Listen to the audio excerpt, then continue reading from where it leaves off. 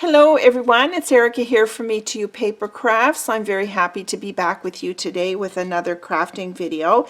Today I'm actually going to show you how to make an adapted version of a Easter basket that I saw Stamping with Amore do. She did a lovely basket, but it's a little too big for me, a little too many treats for me to give out.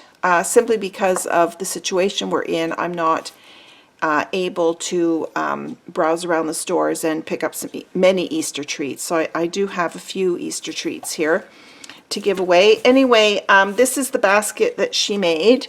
I believe she did hers. She did hers both a purple one and the purple one I think was Highland Heather, and she did a melon mambo basket, and I chose to do the Seaside spray basket.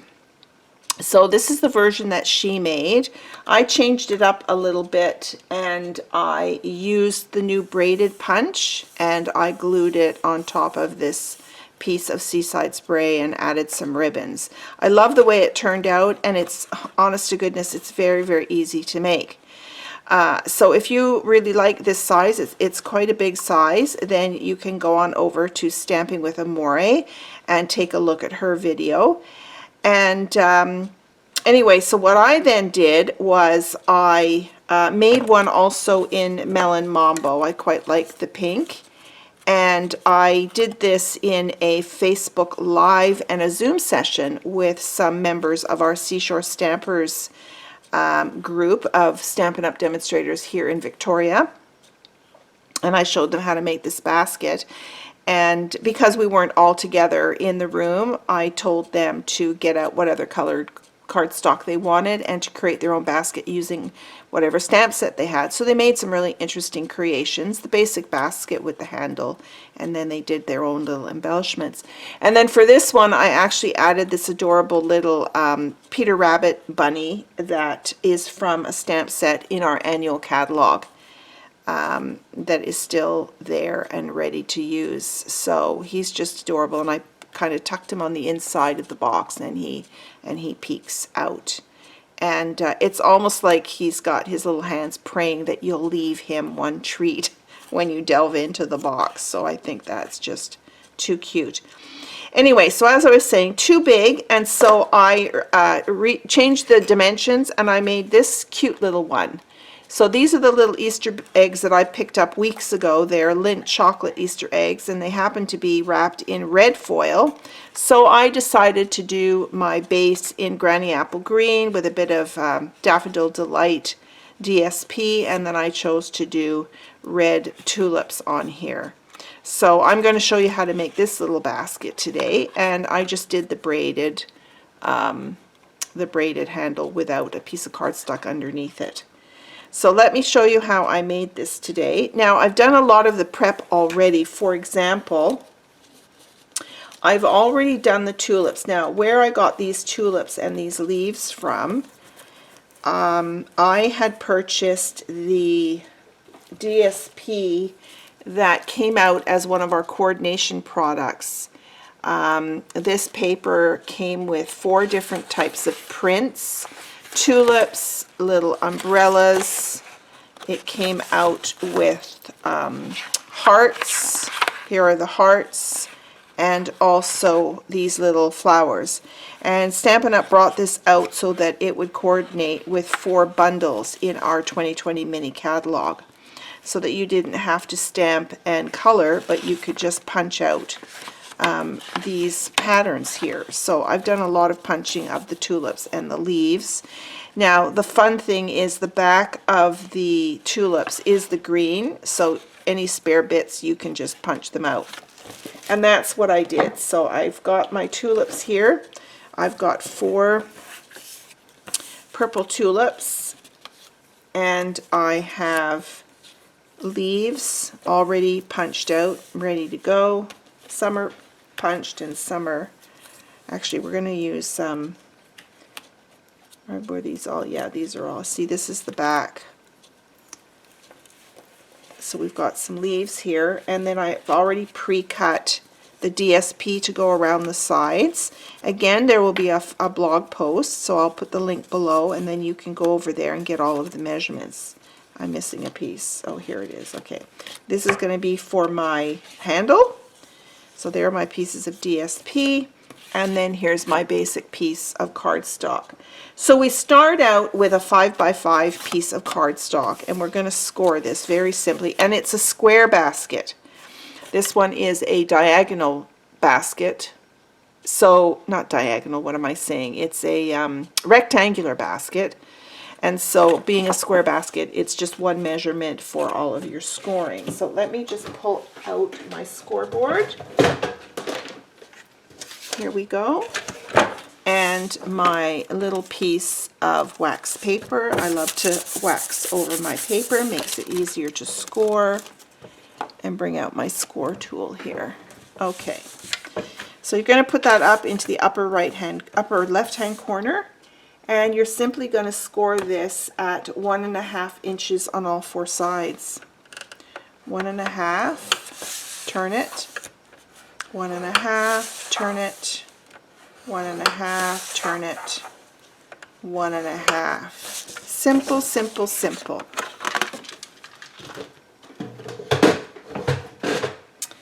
Now before I cut, I always like to fold and burnish my score lines. Let me just grab my bone folder, which should be right here somewhere. This is the Braided Punch. I want to show this to you. And my bone folder is, oh, here it is. I can see it poking out. I've got a lot of tools in this little box. Okay, so I'm just going to fold these over. Using a bone folder, it's called burnishing, and it just creates very crisp lines on your projects. Okay, now I'm going to grab my scissors. Very simple. Now, there's a variety of ways for cutting boxes. Some people will cut up these 2 vertical lines, then turn it around and cut up these 2 vertical lines. I often will do what I call a pinwheel. So I'll show you what I mean. So, and I don't know if you can see here, but I like to cut, this is the tabs, the 4 corners become the tabs to put the box together. And I like to, you see how you have this raised score line on here? That's the side I cut on, not on the valley, but on the mountain side where the score lines poke up. And I like to cut just to the left of the what I call the mountain from the tab, just to get rid of that, because that adds a little bit of bulk. And I like to just wedge out the corners. So you're wedging the tabs, not the sides of the box. Okay? So I'm going to wedge that there. Then I'm going to rotate it. I'm going to do the same thing, butt my scissors up to that mountain, and I'm going to wedge, and I'm going to wedge on this side, rotate it, do the same thing, cut up, wedge, and wedge, rotate, last one,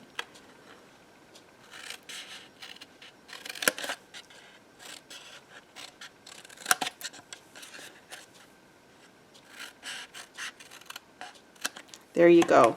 So you see what I mean? It looks like a pinwheel. Okay. So now I'm going to add, now you can add tear and tape to this, which is our strongest tape right now. If you still have what we came out with and have now retired, the fast fuse, you can still use that, and I still have some refills of that, so I do continue to use that. But you want to avoid using your regular snail, which is this one here. It's really not strong enough for three-dimensional projects like boxes. So I'll pull out my tear tape, and I will Now, where I put my tear tape is I put it along on the tab. You're going to put on the tabs close to that score line. Okay, and I just have a little ruler here. I don't have much success tearing with my fingernails, so I just put in a ruler and I tear like that. So let's do this one. You can put on an extra piece of tear and tape on this piece here, but you can also trim these down to get rid of some of the bulk in the box. So let's put tape here, and then we'll put a last piece here. So just keep rotating and put your tear and tape on.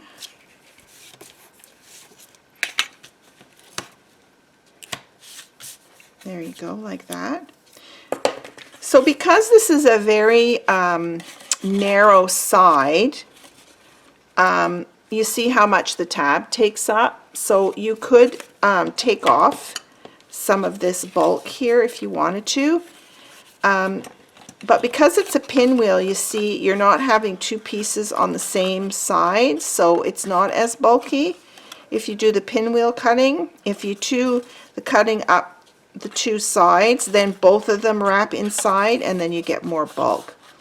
Okay, so there's just some suggestions for you. Now, I also like to glue on my DSP before I assemble the box. I just find it a lot easier. So these are very small pieces of DSP, and again, the cutting measurements will be on my blog. So I'm just going to put them here on the side like that. And for these, I can use my snail. That will work just fine.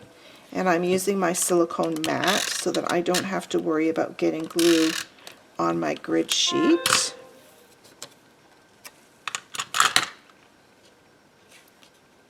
So let's put these on. Try and get them straight, that would be good. And burnish that glue.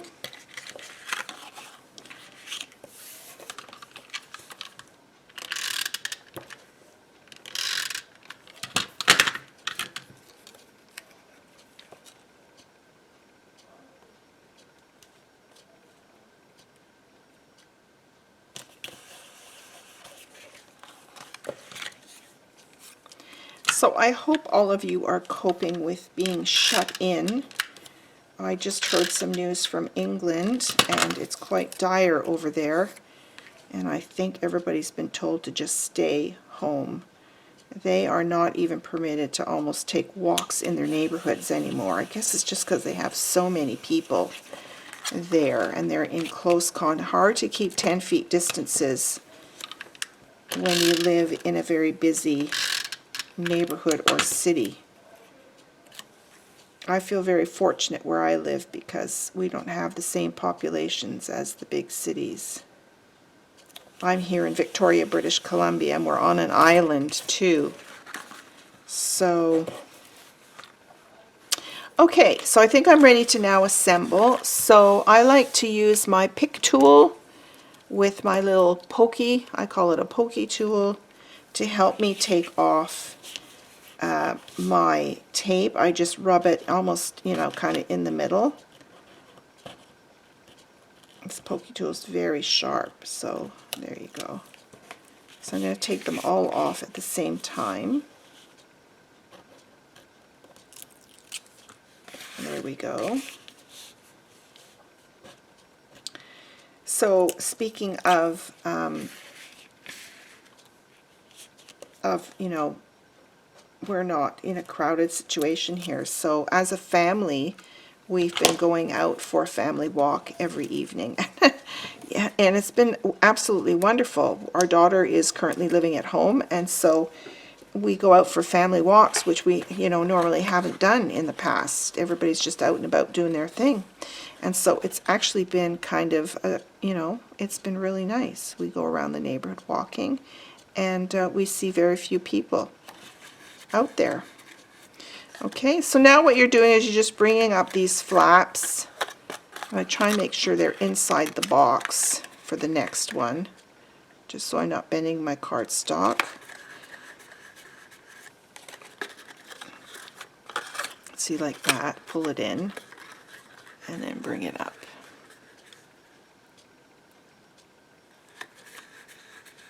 You see, this is a nice little tiny box.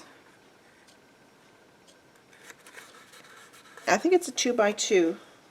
Yep, 2x2, little square box. So you see what I mean by doing the pinwheel. You see those flaps on the inside? There's just one flap on each side. So when you do the pinwheel cutting, your little box is not as bulky.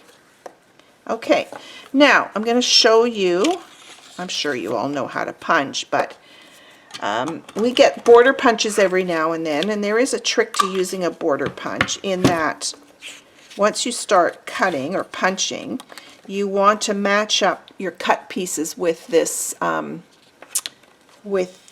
pattern. So I'm going to zoom in so you can see what I'm doing here.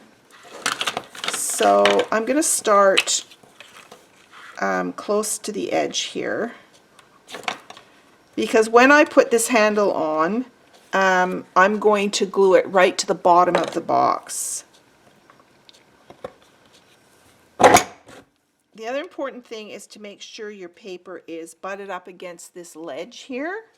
So now what happens is when you slide it out on the left side, I don't know if you can see, but you want to follow the pattern. Again, make sure this side is up against the side of the punch, and then you're matching up the pattern. I don't know if you can see it really well.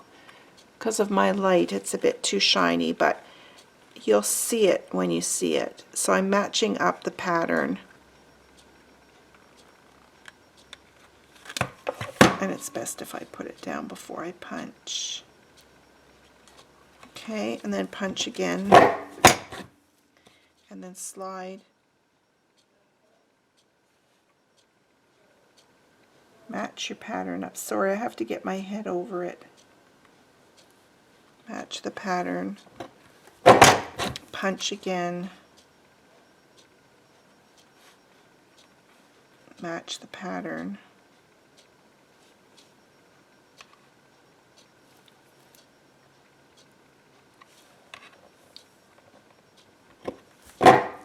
Punch again. Okay, so here's my piece now.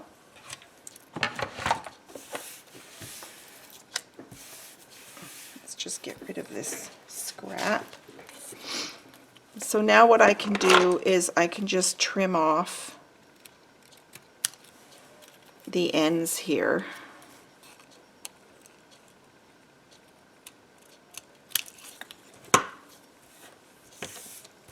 This punch is part of a bundle in the 2020 mini catalog. It comes bundled with a stamp set, and I believe there is a stamp that creates a pattern on here. I just decided to buy the punch itself because I love the braided look, and this would look pretty on a card as well. And I have seen some demonstrators actually thread some braid through there. So let me just back you out again, so you can see a wider view. Okay, I'm going to bring in my silicone mat. Now what I did was I put it in my box, and I just did a little pencil mark just below the edge there, and that will tell me how far up to put my adhesive, because I want to use liquid glue.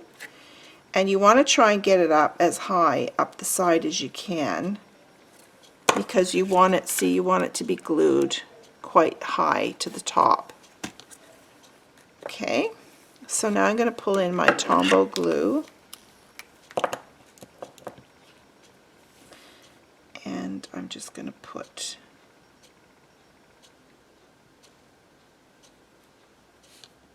you don't have to do the whole thing, just enough. Then I'm going to place it down, try and center it. And I'm going to hold on to it for a few minutes.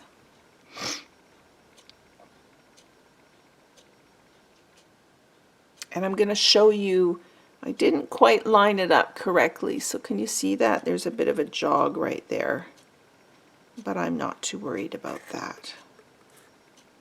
So you have to match that pattern up pretty tightly. Okay, and don't put too much glue because it'll seep out the back. So be very gentle with how much glue you do. You want to spread it around a little bit.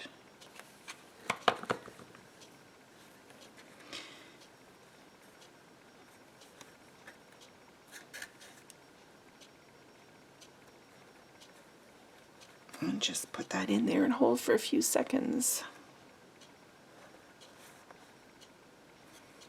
And if you put your pencil mark, you know, below the edge, you don't have to worry about erasing it. Okay, so basically there's your little box, and now we're ready to decorate with the tulips. Now for the tulips, what I did was I curled just the top. So I took my bone folder and just dragged it over the edge like that.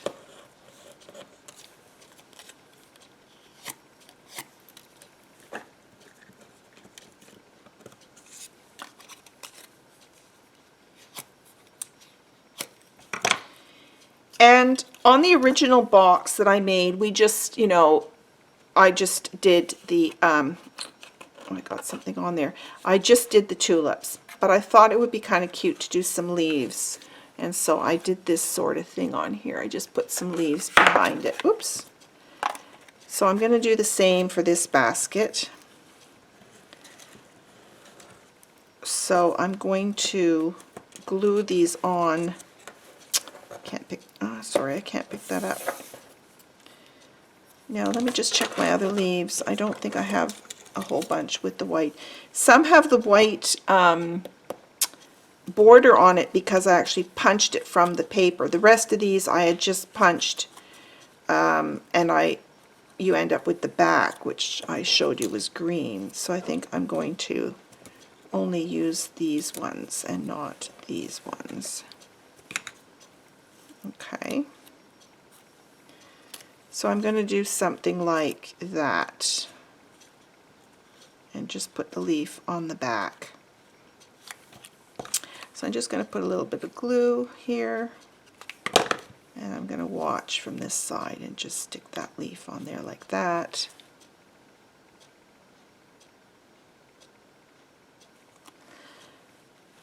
Let me just do one each first. Let's see if we can just do something a little bit different. And you can turn them around so that you get a bit of a different effect if you want. Get that pencil out of the way.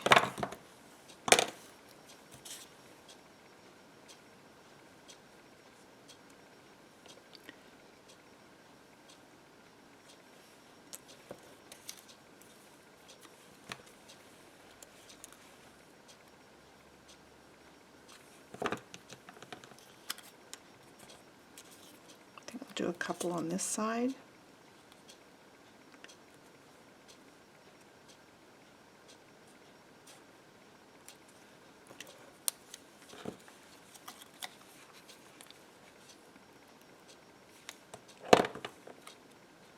Oh, I did that on the wrong side. Let me just smear that off on an extra piece of paper over here. I did it on the wrong side. Where's my last tulip? Here we go.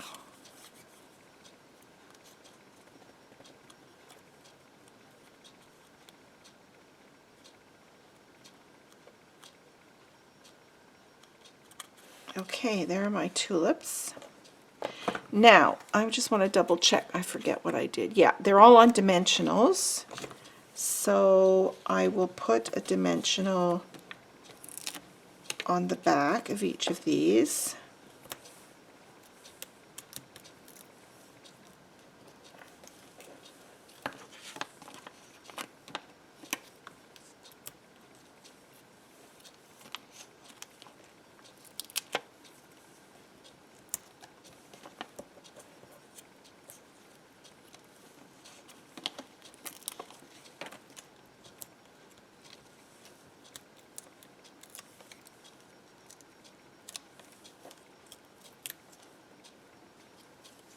And now you're going to just put them, and I just centered them onto the box around the outside.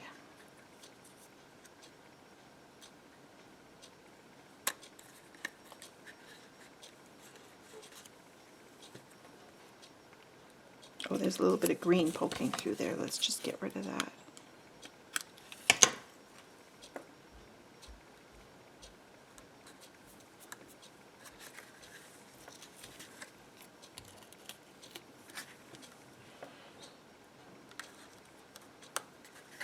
Last one.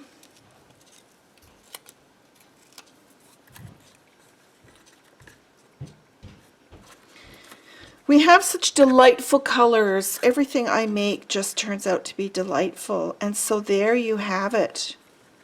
I have this cute little Easter basket and that I can fill with a few little eggs that I have. I actually have quite a large bag of these foiled eggs. I wish I had gotten out to Purdy's because they have lovely pastel colored foiled eggs. They would have been very, very nice to have, but we have to make do with what we have, don't we? So there you have it, a cute little Easter basket. So you can have these for your children, you can have these for your grandchildren, make one for your friend, your spouse, and they're kind of easy. You can just drop them off in people's mailboxes, your neighbors, just to say hi, thinking of you, and there you have it. And keep in mind that if you don't have the tulip set, you could do flowers. There's nothing stopping you doing flowers, or pull out an old Easter stamp set that you might have and make yourself a little basket. So happy Easter, everyone. I hope you like my video and that you subscribe to my From Me to You Paper Crafts blog. Thanks again, and I look forward to seeing you again. I've got a couple of other Easter projects to show you. And Friday, look for my Fun Fold card. See you. Bye for now.